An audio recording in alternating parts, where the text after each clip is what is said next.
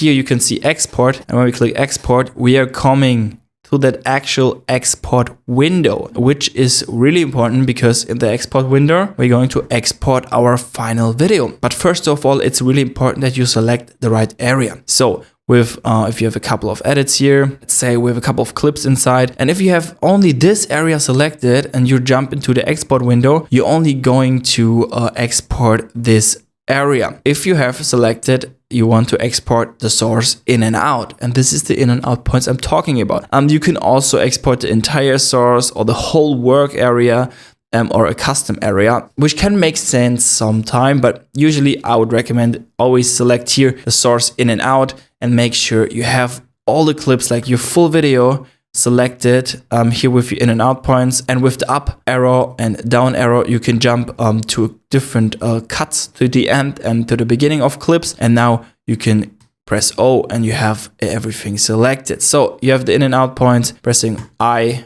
and O, and now this area is the one we want to export. For example, you can jump into the export window, or another shortcut which I'm going to tell you is Command M.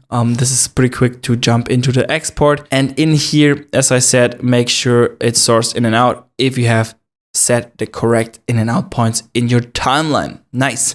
So here we have a lot of presets, which of course you can use if they make sense. We're gonna go through render settings in an extra video. It's just for you to see what is actually going on here. You can see a preview first of all to the right, which you can preview your timeline. You see here we have black borders because we have selected a 16:9 preset. So if you want to change that, it's going to be match source adaptive high bitrate. Pretty much just to make it easy, match source is going to match the source sequence settings we have selected for our sequence. You remember we created that sequence with the exact frame size and frame rate that we have for our clip. So exporting in the source settings is perfect. So we are going to see here the size and the frames for our video, and of course the audio and all the output settings in general, and an estimated file size.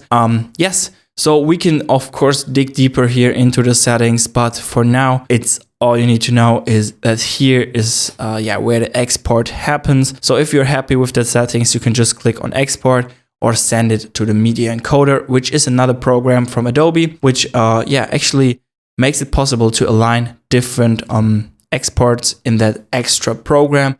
And yeah, it's going to save all the data to that program, to Media Encoder. That has some benefits to export in the Media Encoder, but that's also for another day for that export video. Cool. So you know now where you can export your videos.